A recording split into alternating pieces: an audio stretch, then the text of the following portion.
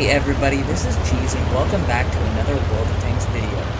Here we are on Ruinbergen here, taking our Barask right up the middle, as I like to always be super aggressive, and I got two other Barask with me, so hopefully we can just go ahead and dominate this middle, push everybody out of the way, but we'll see what happens on here. Sometimes you get a lot of other mediums that like to make that push, especially since the push is a whole lot easier from the other side. So we're going to miss one there, we get the second one in there.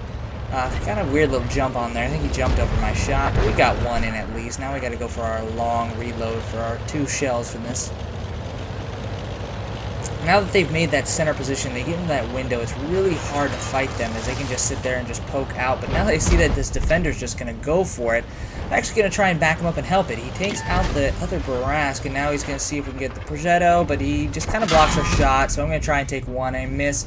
Take a shot from the Skoda T27 up the way. I probably should have got a little farther forward ahead before I tried to make that shot. And then he's going to get a second one up into my turret, and I miss him completely. That's one bad thing about the Barask, is its aim time is absolutely atrocious. So I'm going to sit there and reload. I'm actually going to pull back here and move towards the middle, see if I can spot out on this SU-101, get a side shot on him, but he's tucked behind this rock. Maybe he'll back up a little bit. Nope, doesn't look like he's going to back up a little bit, so we're just going to sit here and wait, as there's not really a whole lot else that we can do on this. They've got the Eastern pretty good. They're pushing pretty hard. Maybe we'll get a shot? Nope, not quick enough on that. That Skoda is sitting there holding me, so I can't really peek on him, as he's definitely going to win that match. So we're just going to sit here patiently and wait for this SU to make a mistake. Maybe we can capitalize on it, or maybe that load tries to cross, or somebody tries to cross in front of me so I can shoot him.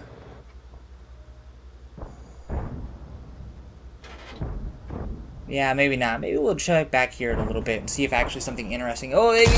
Oh, an unlucky bounce. And missed the second shot as well. That's one thing that's tough about this tank, is it is not the most accurate. I believe at this time I didn't have a very good crew in this tank either. So hopefully we can get this reload off. Somebody else decides to cross.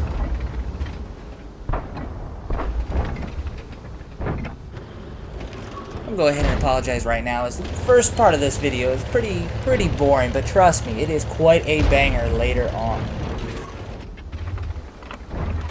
Hopefully that Ferdinand tries to make a peek around that corner. I'd love to get a side shot in him. Nobody seems to be really wanting to do much of anything though, so we'll just sit and wait until something happens.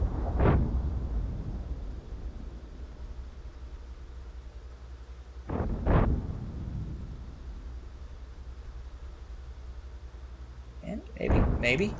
And oh, the tiniest shot there. Oh, we get one in there. That was nice. Then he's going to immediately pull back as he just gets shot. Should he go for the reload? Should I hold the shell? What do we decide we do here? Oh, yes. Perfect. Ferdinand's coming up. Hopefully I don't miss this. Put this one in the dirt. There we go. Nice 395 to the side of the Ferdinand there. And then, of course, the Scorpion G would cross right as I'm in the middle of the reload. The Scorpion seems he wants to go for me. Hopefully, I think I'm going to try and see if I can bait him in trying to shoot at the top of my turret, maybe in the cupola there, and get him to miss. Hopefully, we'll wiggle back and forth, and he does miss. Hopefully I can pop out. Nope, not quite fast enough. He gets behind the rock. But this low is coming out too, and we put one in the dirt, maybe one more, and then we get another one into him. And of course, the 53 TP. At this point, I think I should kind of pull back as they're trying to... Obviously, they're going to steamroll our western flank. I don't want to get caught in that push. And then FD4202 blocks my shot, actually, on the Scorpion. Oh, we get him to miss a shot. Let's see if we can pull it. Oh, we get him. Oh, and the Scorpion misses as well. Oh, what a turn of events for me there. Too bad the Scorpion was too fast to get back around. I couldn't get a shot into him. Now I'm going to opt to go for the reload, but then Scorpion pokes out again right as I go for that reload, so I don't get a shot on him. Now I'm just trying to decide, do I sit there and wait for this western flank to go through, or do I try and sneak out through the middle and try and get behind that eastern flank? I don't think this Skoda is actually going to be... Oh, and the Skoda is actually down, so I might have a chance here to sneak out. So I think I'm going to sneak around, and hopefully that low doesn't put one in the back of me. It's a really tough spot, because if I try and push straight towards the eastern flank, I'm easily just going to run into them hidden in those bushes. So I should actually go through the city maybe I can catch out an artillery or, you know, come back around and flank on the eastern flank here. Which is actually what I'm going to do, is I'm actually going to move around to the east side. I don't see any artillery pop up on this. Hopefully we in this 58 can kind of do a pinch maneuver on these guys. I do apologize for that. Progetto 46 he's going to start pinging quite a lot in this video, so I'm going to apologize right now, as it does get very annoying. So we put one of the Bourrasque, one blind, oh, lucky shot. I don't know actually what that went through, if that was going through a fence or what it was, but got a lucky hit. Sometimes you got to throw them out there and hopefully it hits. Hopefully maybe this Progetto is gotten his steam out here on his pinging, or maybe we're just going to keep pinging. Not sure what his deal is, but I think he needs to calm down just a little bit. I'm going to actually pull back this way and start going for the artillery. Hopefully that, or I'll flank around this slow. And there we go. And aiming. Still, really don't want to miss this. There's one. And there's two to finish off the artillery. Now the Bourrasque is actually on 80 hit points, so I kind of want to get back up here and finish off this eastern flank entirely. That'll help us out a ton, because then we can eliminate everything down to the western flank and we're not getting pinched. So I'm going to actually take the long way around, because I feel like maybe the low or something like that has gone towards the mid. So I'm going to go all the way out and back around, and I'm going to follow this bush line here. And hopefully I can catch those guys not expecting me to be there and finish them off. We got a Udez over there in a great spot. He's got a good bush location over there, so he can pretty much catch anybody that comes out, especially the Bourrasque that come through. Then the low shows up in the middle, so let's see if I can get a shot on him. Pull back through the bush here so he doesn't spot me. And there's one into him. Need one more. There we go. And the Udez gets a shot on him and finishes off. That is great. That is really turning the tides for us in this battle here. Now, decide I gotta pull back on this reload. I'm not sure why I didn't go for the Bourrasque, but the Bourrasque actually turns up in the city. So maybe I'll do a big flanking maneuver here to the west side and catch some of the heavies and the TDs. And there goes the Progetto again, and then a low shows up in the worst possible spot he could show up. I'm gonna kind of use these trucks here. Hopefully maybe he just fluffs the shot. No, he doesn't seem to want to take the shot, actually. See if we can. I think I'm going to try and bait him and see if he can just miss the shot here. And maybe I can counter and get one into him. I know he does actually connect the shot, and I track him, and I know there's no way that I'm going to possibly pen him right there with a standard route. So I'm just actually going to dip out of here and get a reload going. I think you see me actually switch here to a premium magazine here. Yep, I do switch to a premium magazine because I need a little bit extra to get through that low consistently. I'm actually just going to camp out these bushes. Hopefully that low pushes and I can get a cross shot on him somewhere, because penning him frontally will be really hard, especially with my bad accuracy. Let's see if we can get a shot. Oh no, he just turns out of the way, so I missed the shot there. He knows he's spotted, so he just backs around and hides around the building. Maybe he'll go around the other side. No, we'll just wait here for a little bit, see if he comes back out. That Udez is actually holding pretty strong up there. It takes out the Bourrasque, so we're looking pretty good. Now it's 2v3 situation. Now I really need to take care of this low here. The Udez can just sit there and hold that city all day long and not have a problem, because they're really going to have a tough time spotting him. I think that low is just going to sit there, so I think I try to go and head out. Nope, there he comes, and I'm not going to pull back through the bushes because I really want to get that shot off and not miss, but I'm going to get spotted for it. They knew I was there anyway, so hopefully the Scorpion of the Ferdinand doesn't actually have a shot on me. And we're going to get away all good from that.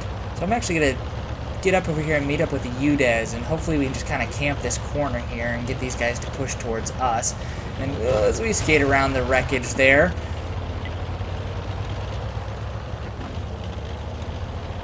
now you see as this Bourrasque over here has great communication. He's sitting there giving call-outs of what the hit points of the enemy vehicle is, and each one of them is about 200 to 300 hit points left, so one shot for each one of us. As you see, I thank him for the call-outs, and as is our Udez. So now it's just a game of sitting here waiting. Hopefully one of them gets impatient and pushes out right into us.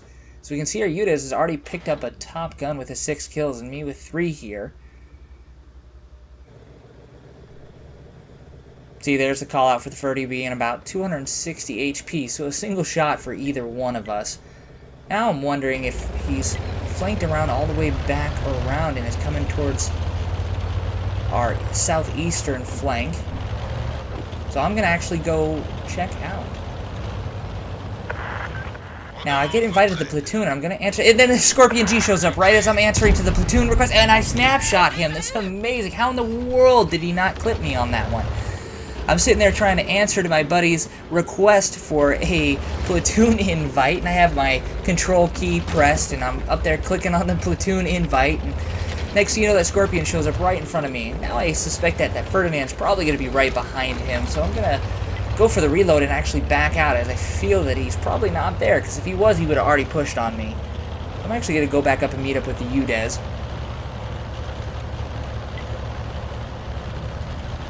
And hopefully we just do a little bit more camping. Hopefully that Ferdinand gets a little aggressive and decides that he just wants to push out into our camp and hopefully try and cap and we can catch him. Now with about 4 minutes left on this battle, so when you get to decide, do we want to just push towards their cap and hopefully we can out-cap them, but you kind of get nervous that you push towards cap and then he gets on your cap at the same time, and then it's just a who can cap the fastest. We do have 2 pretty quick tanks with the Borask and the Udez, so we could probably get back and defend that cap circle if we ever needed to. As you see me asking a teammates here, I couldn't quite remember exactly what the alpha damage of the Ferdinand was, so I asked them, they say it's 490, so I got a pretty good chance that I could take a shot from him and still survive. You know, about 6 out of 10 times I would probably survive that shot. So me and the Udez are actually going to push up through the eastern flank here, and we're going to actually start heading towards their cap. As you see, I say cap or withdraw, because I'm assuming that the Ferdinand is probably just camping out in the city somewhere, just hoping that we don't cap, or he's just going to wait around their cap circle to try and defend it. So as the Udez is going to cut straight towards it, I'm going to take a long way around here, thinking maybe he's hiding up in these bushes right here, just waiting for us to go by, and we don't want to get caught out by that. So it's good to take sometimes just an extra couple seconds and just check these bushes. As you see the Udez, and hopefully I want the Udez to actually wait for me to get there, because you want to enter the cap circle both at the same time and give the enemy team the least amount of time that you can to actually get back. And the Udez actually jumps on a little bit early, but I'm not too far behind him, so it won't be too bad. You just want to catch the Ferdinand, hopefully driving away, and give him the least amount of time to actually drive all the way back. So our Udez is holding that corner. I'm going to hold the other corner here. We're just going to sit and wait and see if this Ferdinand shows up. As you can see, you got to calculate that you got a minute and a half to cap for 1 tank. So you got to calculate that. Make sure you're on that cap circle within, you know, well, you still got more than a minute and a half on there. When we got 2 tanks, it takes that time down significantly. So it's not too bad. But you don't want the Ferdinand to come around the corner and reset the Udez or something weird like that. You still want to be able to have enough time to cap out if you need to. 5 seconds here. We'll see if that Ferdinand's going to show up. He hasn't showed up on my side yet, so we'll see what happens. 3, 2, 1, and that is it. That is the game. And the Ferdinand shows up at the last second. Do I get the shot? Oh, the Udez misses, and oh, we get the snapshot on him to finish it off. And there you have it. There is the victory. Now let's take a look at the endgame stats. Alright, here we are with our post-game stats. So we see here we get a first class mastery badge for that one. A Brothers in Arms for getting more than 3 kills for each platoon member. And a high caliber medal for the 4,263 damage that we did, 5 kills, and 1,436 base experience. With Fire for Effect, Brothers in Arms, Bruiser, Fighter, and High Caliber. What a cracking game. And we make just a little bit of profit with our 95,000 profit with that premium tank. And I'm not sure if I was running any boosters at this time, but it was a pretty good turnout for that one. Thank you for watching this video, and of course, like and subscribe if, well, you like the video.